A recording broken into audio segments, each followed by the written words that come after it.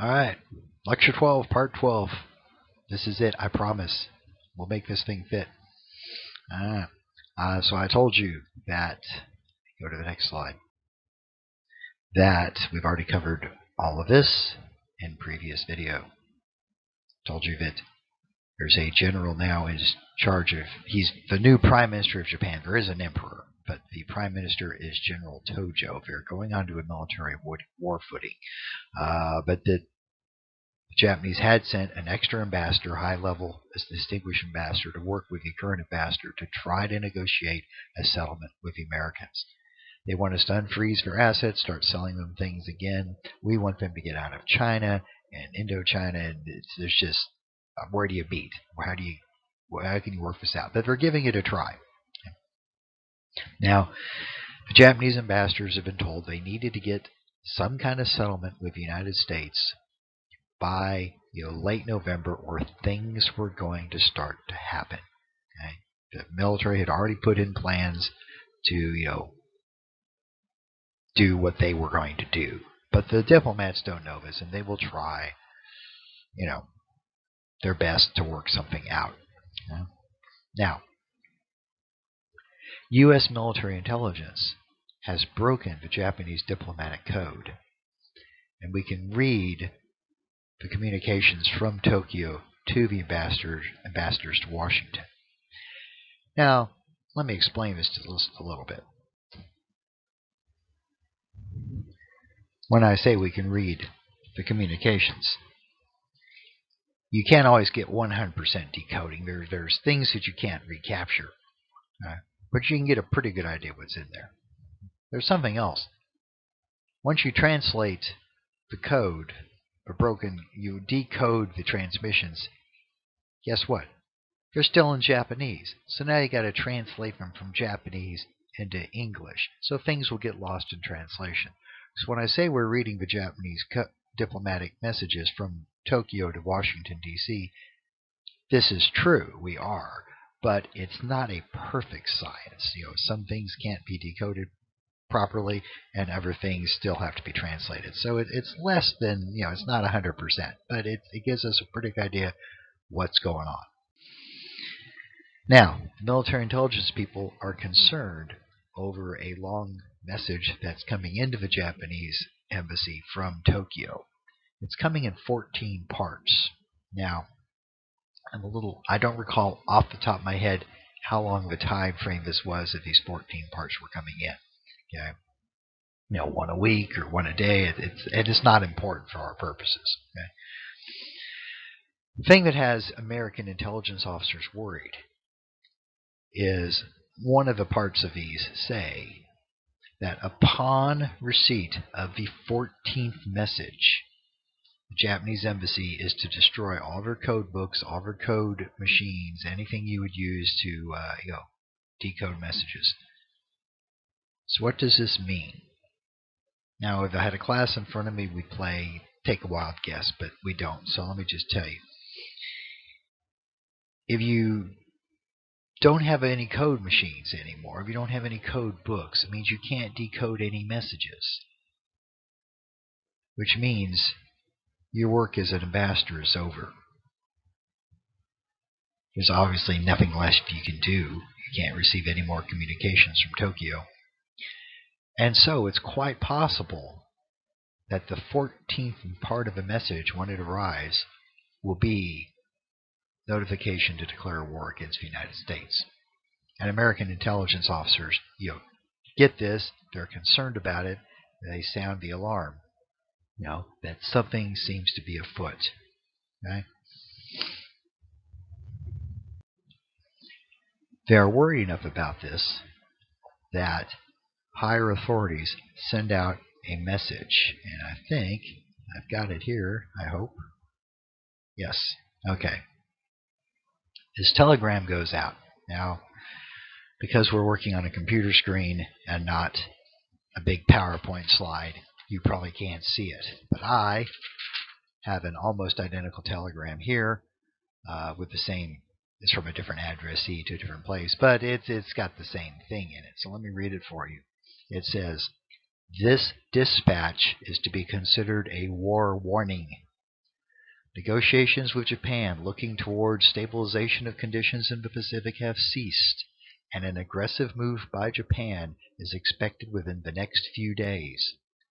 The number and equipment of Jap troops and the organization of naval task forces indicates an amphibious expedition against either the Philippines or the Kra Peninsula or possibly Borneo.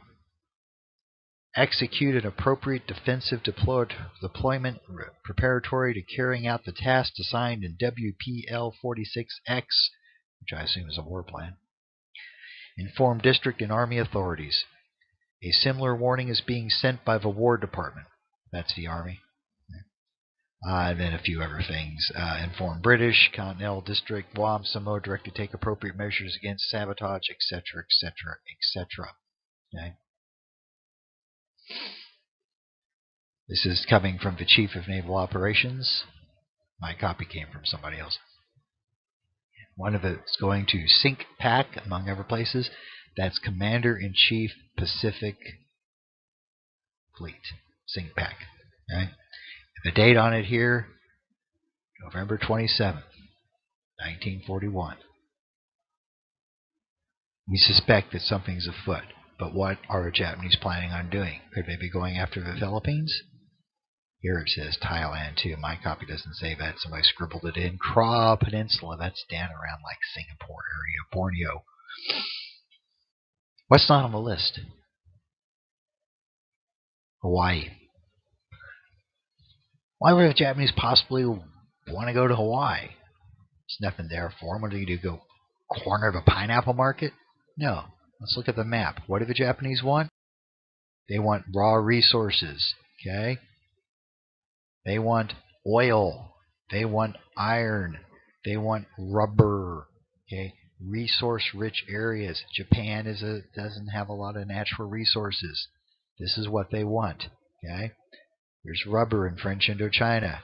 Okay? There's oil down here somewhere. I forget where. Netherlands, East Indies, I think. Okay? Here's Australia down here. All right. Now think about this. French Indochina. It's a French colony. What are the French doing in 1941? They're occupied by the Germans.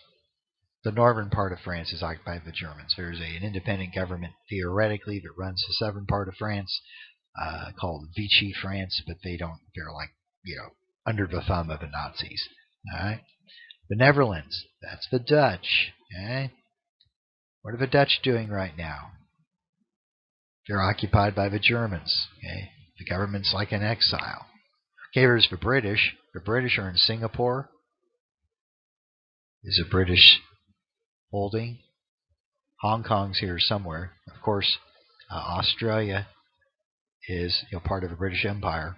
But what are the British doing? They're in a fight for their life against the Germans. Okay? So the French are occupied by the Germans. The Dutch are occupied by the Germans. The British are still standing independent, but their fleet's tied up, fighting the U-boat menace in the Atlantic. They're hanging on by their nails. Okay? All of the major European powers that can protect the colonies are not in a strong military position right now. Okay? So this is what the Japanese want. This is what they want right down here. There's nothing they want in Hawaii. There's nothing in Hawaii. There's only one thing in Hawaii that could stand in their way. That's the United States Pacific Fleet based at Pearl Harbor. So the Japanese decide, in addition, they're going to attack. They do have forces going out to attack into this area. But first, they're going to attack the U.S. Pacific Fleet on Oahu. Okay? Whoops.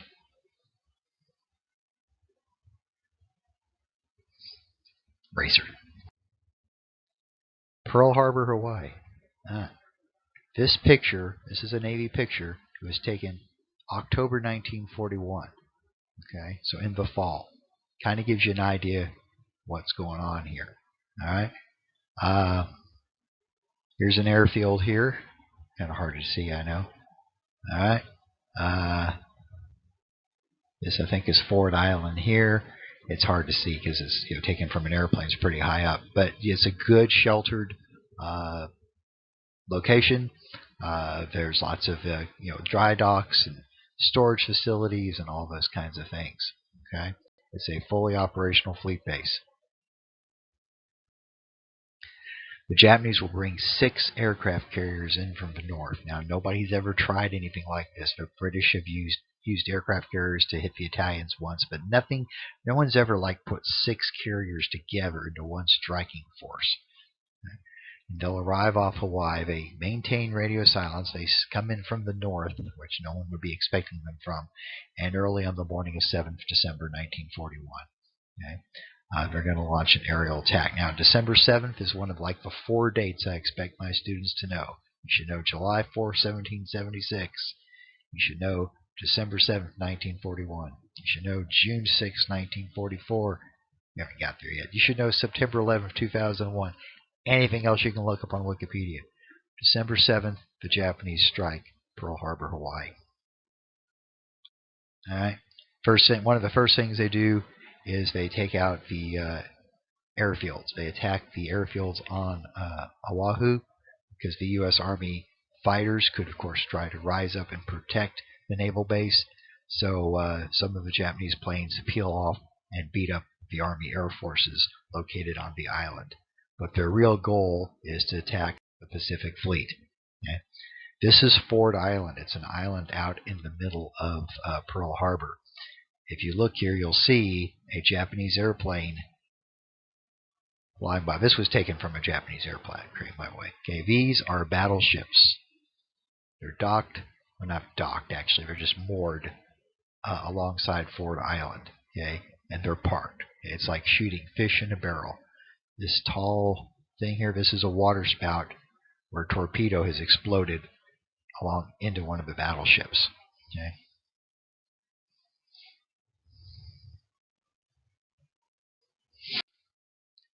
Here's Battleship Row taken from up above during the attack, once again by a Japanese airplane. Okay. I know this is hard to see because it's a black and white photo, but this is oil leaking out of the ships. Okay. This is the USS Oklahoma. She's getting ready to turn over. Okay. All right. I just got some pictures here. I'm just going to show you to give you an idea of what's going on. Oops. That's going to erase my paint. This is Battleship Row taken from yet another Japanese airplane, never angle. Okay. Smoke here. This is one of the Army airfields under attack. Okay. If I had time, I would name these ships for you. I'm running out of time. I'm hitting the deadline here. I'm determined not to go to another video, so let's just keep moving. Here are battleships sunk. Okay. You notice this one, the water's right up to the deck. And you see the smoke pouring out. Here's the USS Oklahoma. She has turned over, trapping hundreds of her crew. But the worst thing that happens, well, not there yet. Here's a destroyer blowing up. The worst thing that happens is the battleship Arizona, her forward magazines explode, killing the majority of her crew and basically destroying the front end of the ship, and she sinks. And this is where the big white memorial is today. Okay. Here's the Arizona a few days after the attack. Okay. I mean, this front of the ship's just basically blown to pieces. Aerial shot, don't worry about it, we're running out of time. More pictures of Pearl Harbor. Color photo. Alright. So, we've been caught by surprise. Alright. All the isolationist thoughts that have gone into, been ingrained into Americans for years evaporate overnight. Okay, Roosevelt's problem is solved. People want to go to war against Japan. We declare war on Japan on December 8th, the day after. Hitler, who's had enough of us with the whole Lend-Lease thing, thoughtfully declares war on us a couple of days later. We respond in kind, so now we are in the Second World War. And I'm out of time. We're going to have to call it a day.